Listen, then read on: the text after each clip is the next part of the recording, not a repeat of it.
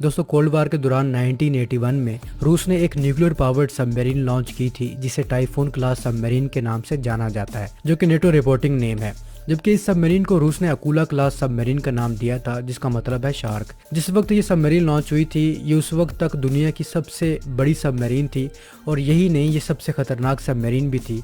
इसमें 2 nuclear reactor हैं जो इसे 50 किलोमीटर पर आवर की स्पीड मुहैया कर रहे हैं। ये आबदोज 20 टारपीडोज लॉन्च करने के साथ साथ 20 ऐसे बैलिस्टिक मिसाइल लॉन्च करने की सलाहियत रखती है जो 11,000 किलोमीटर तक किसी भी टारगेट को आसानी से हिट कर सकते हैं। मतलब ये ऐसी सबमरीन है जो दुनिया के किसी भी जगह पर हमला करने की सलाहियत रखती है। इसके साथ साथ इसे डिटेक्ट करना भी इंतहाई मुश्किल है कि ये समंदर में कहाँ किस जगह मौजूद है। मतलब ये कब आकर अचानक हमला कर दे पता ही ना चले। इस सबमरीन में state of the art sensors, Sonar equipment, advance navigation और कम्युनिकेशन सिस्टम था, और रूस ने ये सबमरीन खास तौर पर अमेरिका की जासूसी और स्पेशल ऑपरेशन के लिए डिजाइन की थी, और इस सबमरीन ने वाकई अमेरिका को खौफजदा भी कर दिया था। यही वजह है कि जब 1989 में रूस ने इस सबमरीन को बेड़े में शामिल किया था, तो इसी साल अमेरिका ने भी एक ऐसी सबमरीन बनाने का अज़म किया जो दुनिया की तमाम सबमरीन से ताकतवर भी हो और ख़ास तौर पर रूस की तमाम सबमरीन्स को टैकल कर सके और समंदर में अपनी बादशाहत कायम कर सके।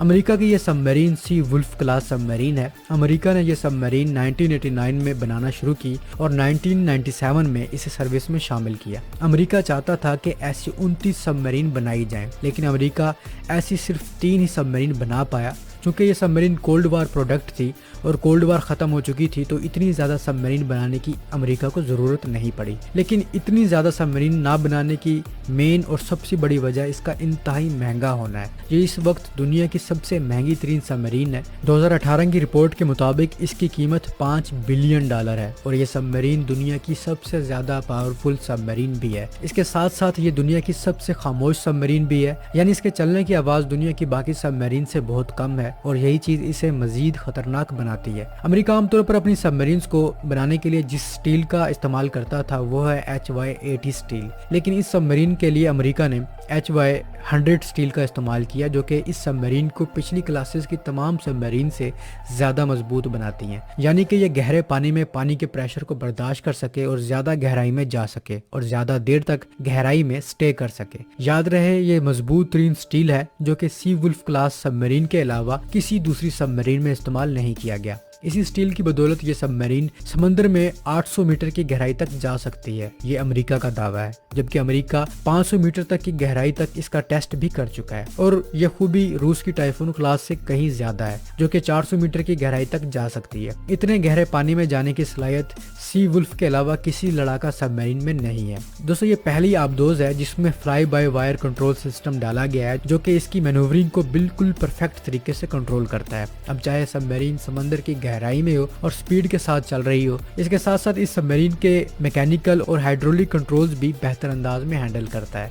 साथ साथ समंदर के गहराई में रहते हुए ओशन फ्लोर का बेहतरीन नक्शा भी मुहैया करता है ताकि इंटेलिजेंस गैदरिंग की जा सके। इसके अलावा fly by wire system submarine को किसी चट्टान या किसी दूसरी शिप वगैरह से टकराने जैसे हादसों से भी बचाता है। ये सिस्टम काफी हद तक सबमरीन को ऑटोमेटेड कर देता है और सबमरीन ऑपरेटर को ऑपरेट करने में काफी रिलैक्सेशन देता है। दोस्तों, ये पहली सबमरीन थी जिसमें इंटीग्रेटेड कॉम्बैट सिस्टम डाला गया, जिसमें तमाम सेंसर्स और वेपन्स कोऑर्डिनेटेड है। ये पहली सबमरीन है जो मॉड्यूलर कंस्ट्रक्शन मेथड से डिजाइन की गई है, जिससे इस सबमरीन को अपग्रेड करना और मेंटेनेंस करना आसान हो जाता है। और ये वो पहली सबमरीन है जिसमें नई किस्म का सोनार सिस्टम शामिल किया गया है, जिसे हाई फ्रिक्वेंसी एक्टिव सोनार कहते हैं, जिससे ये उन सबमरीन्स को आसानी से डिटेक्ट कर सकती है जो अपने आप को स्टेल्थ सबमरीन समझती हैं। ये वो पहली सबमरीन है जिसमें काफी बड़ा lock in lockout chamber design किया गया है। Lock in lockout chamber special operation में यूज होता है, जिसमें समंदर की गहराई में रहते हुए सबमरीन के अमला या नेवी सील के फर्द सबमरीन से बाहर आ सकते हैं और निकलकर सतह पर जा सकते हैं और दूसरे ऑपरेशन कर सकते हैं,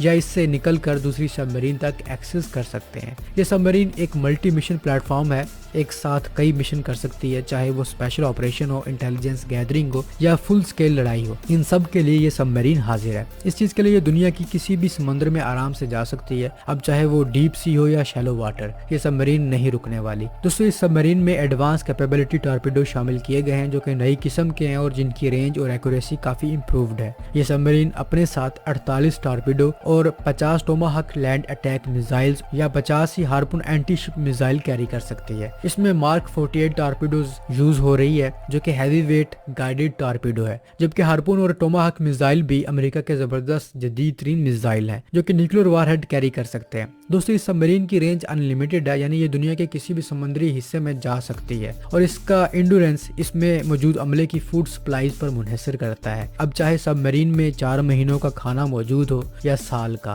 یہ اتنی دیر تک سمندر میں رہ سکتی ہے۔ اس میں عملے کی تعداد 140 ہے۔ اس سب مرین میں 220 میگا واٹ کا نیوکلیر ری ایکٹر انسٹال کیا گیا ہے جو کہ میکسیمم 65 کلومیٹر پر آور کی سپیڈ دے رہا ہے۔ اس سب مرین کو اس ری ایکٹر کی وجہ سے پوری سروس لائف میں فیول کی ضرورت نہیں پڑے گی۔ دوستو امریکہ نے اس کلاس کی 3 سب مرین بنائی ہیں، ایک سی ولف کے نام سے ہے، ایک کنیکٹیکٹ اور تیسری جمی کارٹر سب مرین ہے۔ دوستو اگر اس سب مرین کی آپریشنل ہسٹری کی بات کی جائے تو یہ ٹیکٹیکل مشن اور اینٹی سب مرین وارفیئر کے لیے بھی یوز ہوتی ہے اور اسپیشل آپریشن مشنز کے لیے یہ نیوی سیل کے لیے بھی استعمال ہو چکی ہے۔ کیونکہ یہ ایک ایڈوانس کیپیبلٹی کی حامل سب مرین ہے تو اس کے زیادہ تر مشنز خفیہ ہی رکھے جاتے ہیں۔ یہ جاپان اور ساؤتھ کوریا کے ساتھ کئی ایکسرسائزز بھی کر چکی ہے اور اس کا ایک مشن جو منظر عام پر آیا تھا وہ ایران کے نزدیک تھا۔ دوستو ہوا یہ تھا کہ 2016 میں ایران کے ساحل کے نزدیک امریکہ نے اپنا انڈر واٹر ڈرون ایران کی جاسوسی کرنے کے لیے بھیجا ہوا تھا، لیکن اچانک اس ڈرون کا کنیکشن یا رابطہ US نیوی سے ختم ہو گیا۔ امریکہ نے سمجھا کہ ایران نے ان کا انڈر واٹر ڈرون یعنی کہ UUV کیپچر کر لیا ہے۔ اس چیز کو لے کر کافی ٹینشنز بھی بنی رہی،